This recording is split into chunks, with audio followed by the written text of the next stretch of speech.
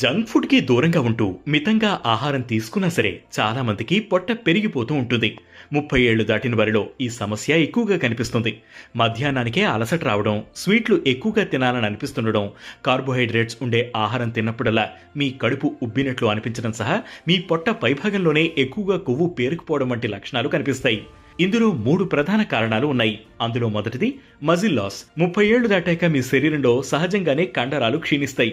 మనం శ్రద్ధ తీసుకోకపోతే 10 ఏళ్లలో 3% నుంచి 8% చొప్పున మజిల్ లాస్ అవుతూ ఉంటుంది. క్యాలరీలు కరిగించడంలో కండరాలది ముఖ్య పాత్ర. సో మజిల్ లాస్ అయితే మీ బాడీలో తక్కువ క్యాలరీలు బర్న్ అవుతాయి. ఫలితంగా కొవ్వు పెరిగిపోతుంది.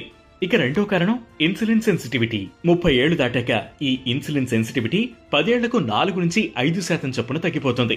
ఇన్సులిన్ సెన్సిటివిటీ తగ్గిపోవడం వల్ల మీ శరీరంలో బ్లడ్ షుగర్ లెవెల్స్ పెరిగిపోతాయి. దీనివల్ల త్వరగా బరువు పెరుగుతారు. ఇక హార్మోన్ లెవెల్స్ లో ఒడిదుడుకులు కూడా ఓ కారణం.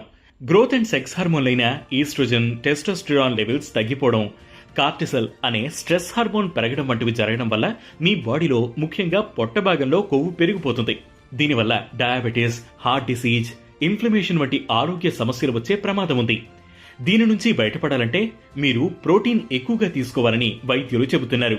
బాడీ వెయిట్ లో ప్రతి కిలోకు 1.2 నుంచి 1.6 గ్రాములు ప్రోటీన్ అవసరం. కాబట్టి మీ బరువుకి తగినంత ప్రోటీన్ తీసుకోవాలి. వారానికి కనీసం 3 సార్లు స్ట్రెంగ్త్ ట్రైనింగ్ చేయాలి. దీనివల్ల మీ మజిల్ గ్రోత్ పోకుండా జీవక్రియ మెరుగ్గా ఉంటుంది. వాకింగ్ చేయడం వల్ల మీ బ్లడ్ షుగర్ లెవెల్స్ కంట్రోల్లో ఉంటాయి. వీటితో పాటు రోజుకు 7 నుంచి 8 గంటల పాటు నిద్రపోవాలని సూచిస్తున్నారు. దీనివల్ల ఫుడ్ క్రేవింగ్స్ కూడా తగ్గుతాయి. దీనికి తోడు 12 అవర్ ఇంటర్మిటెంట్ ఫాస్టింగ్ చేయడం కూడా మంచిదని సూచిస్తున్నారు.